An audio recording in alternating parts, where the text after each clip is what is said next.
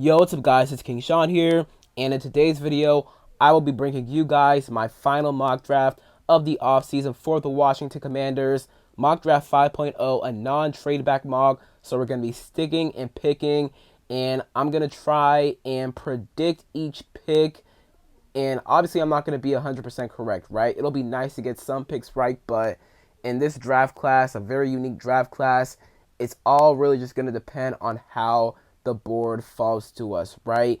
There's going to be players picked in the first round and the second round that we just didn't expect at all, right? So it's going to be tougher and tougher to predict. But in today's video, I'll try the best I can to predict what player the Commanders will take in each round or with each of their picks in this draft.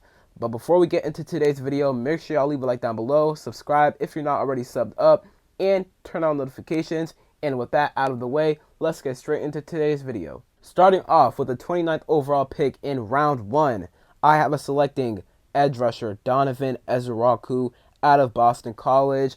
I've spoken about Donovan Ezirike several times on my channel. You guys know how much I like him, man. He was super productive at Boston College throughout his entire career there. He had 16.5 sacks this past season, and the year before even had 7 sacks. So this is a guy who has been very productive and just knows how to get to the quarterback. 6'2", 248, so a little undersized, but he makes up for that size with his arm length. 33-inch arms, and those arms really help him when it comes to working against tackles, man. He has a pass rush arsenal. He has a pass rush arsenal, several moves in his bag, or more than several moves in his bag, and he has a plan on how to use them, which I absolutely love. A lot of guys have a lot of pass rush moves, but don't really know how to use them, right? Don't really have a plan for how to use them, right? Well, Donovan Ezirike, he has both. And that's what I absolutely love about him. He's very explosive off the line. He has great bend. I just mentioned that arm length, right? So he has it all, to be honest with you. The main downfall with him is probably his run defending ability. And honestly, I don't think he's a bad run defender. Now, do I think he is an elite run defender, a great run defender? No, I don't. Definitely think there's better guys in the draft that are better than defending the run than him. However, he's a really good run defender, and, he would definitely improve as he, matures more, just gets better in the NFL, right? So I'm not too concerned about his run defending ability, and he showed flashes of being a really good run defender at Boston College as well. So he is already a really good pass rusher. So once again, this is a guy that we're very interested in. We brought him in on a top 30 visit, and if he's there at 29, I could definitely see us taking him. So once again, pick 29 overall in the draft, I have a selecting edge rusher Donovan Ezirike out of Boston College. Round 2, pick 61. Not gonna lie, I was kind of struggling with this pick, right? Because we don't have another pick until the 4th round, right? So, you really gotta know what you want here. I was thinking about cornerback.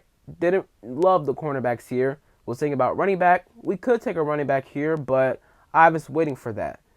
I think they want a receiver. Another receiver in this receiver room, and specifically a guy that offers size. And I feel like Tre Harris offers you exactly that.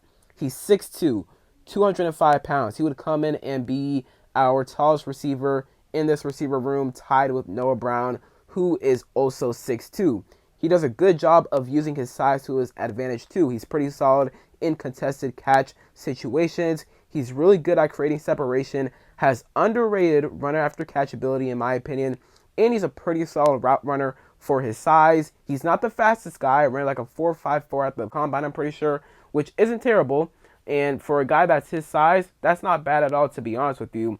A.J. Brown, I remember back in 2019, he ran like a 4.51, right? So a 4.54 at his size, that's not bad at all for Tre Harris. So this is a guy, once again, offers you size, but also is able to run routes.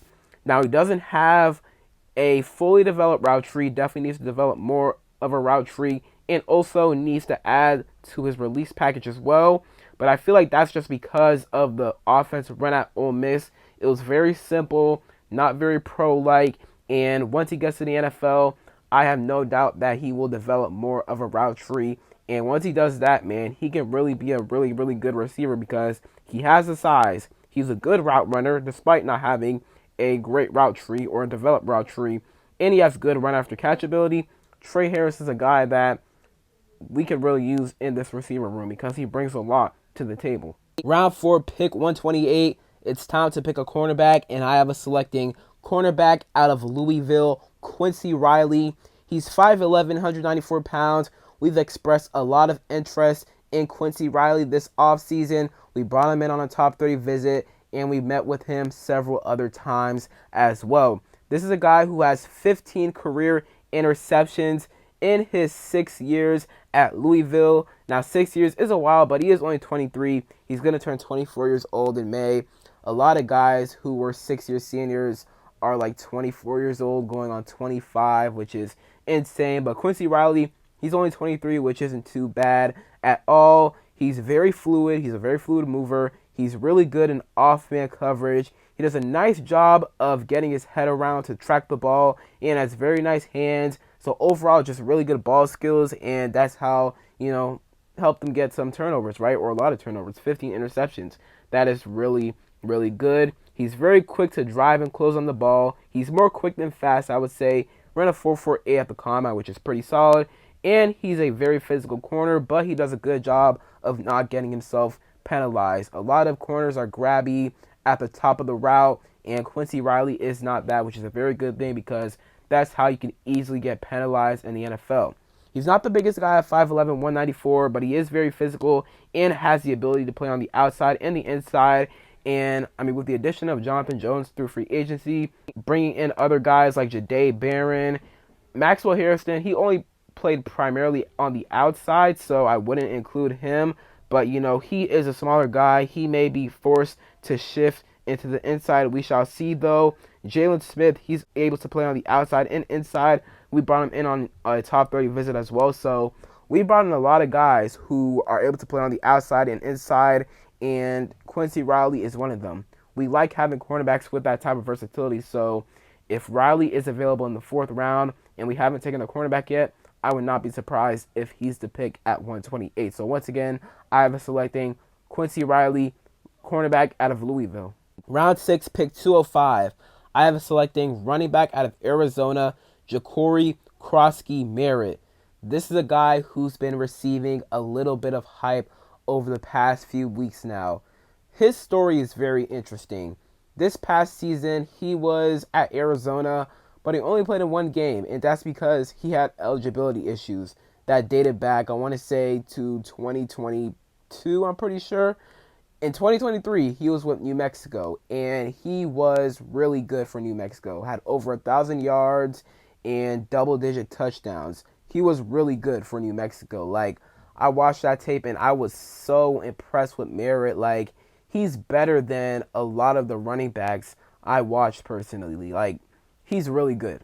He's really good, and this past season, the one game he played with Arizona, it was actually against New Mexico, so he got his revenge on his old team, had 13 carries for over 100 yards, and had 1 touchdown, man. He looked so dynamic and explosive in that game, man. Has really good burst. He's a very patient runner.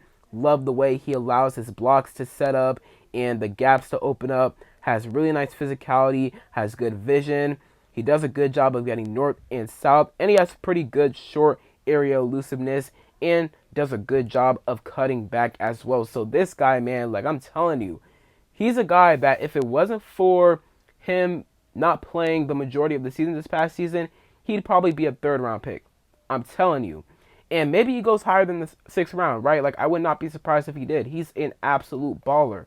But because of the eligibility issues and, really just one full season of him back in 2023, New Mexico, and he played at New Mexico, didn't play against, like, great competition, right? That's one of the reasons as to why I have Jakori Merritt fall into the 6th round. If he does fall to the 6th round, man, I would absolutely take him if we have not taken a running back yet, because this guy is a dog, man. I'm telling y'all. Round 7, pick 245. Our final pick in this mock draft, I have selecting offensive tackle Caleb Rogers out of Texas Tech. Adam Peters likes to go for guys who are very, very athletic on day 3 of the draft. Like when it comes to day 3 of the draft, you're just trying to find talent. Like you're just literally scavenging for talent. And Caleb Rogers is a guy who offers versatility. He can play at tackle and at guard, and he is super, super athletic, man. He has a 91 athleticism score on NFL.com, which is super good. Had a really good vert and broad. Had a really good 10-yard split of 178. That's very, very solid for an offensive lineman. 6'5", 312 pounds, 32 and 3/8 inch arms, 9 and 3/4 inch hands. So he has very good size. He has the athletic tools, and this is what you look for in a day 3 O lineman, like a day 3 guy in general, right? Like you don't expect late day 3 guys, especially, to just come in and make an impact, right? You try to look for a guy that, hey, I can take late, try and develop him a little bit. He has the physical tools, he has the athletic tools to be a good player, but he needs a lot of development. Caleb Rogers is a guy, right? And also, we could improve our O-line depth. We could bring another young tackle into the room, and Caleb Rogers would be the perfect guy. And like I said before, he offers you versatility. He can play at guard. So say someone goes down on the interior, he could plug in at guard.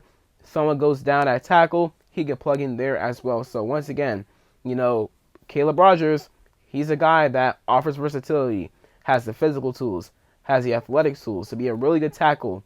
He's just got to piece it all together. And for a round 7 guy, for a round 7 tackle, O-lineman, I would not mind us picking him at all, because I feel like this is a guy that Adam Peters would be very interested in. So that is it for the mock draft. Once again, really try to, best predict, best guess what we may do in the draft with our picks. And I use all the information from the top 30 visits, the top golf event, everyone we met with this offseason, the combine, at the Senior Bowl, at Team Pro Days, right? So I used all that information and got this mock draft. So comment down below your thoughts on it, and comment down below who you think the Commanders will pick at 29 overall in round 1 of the draft. And other than that, it's been King Sean, and I'm out. Peace.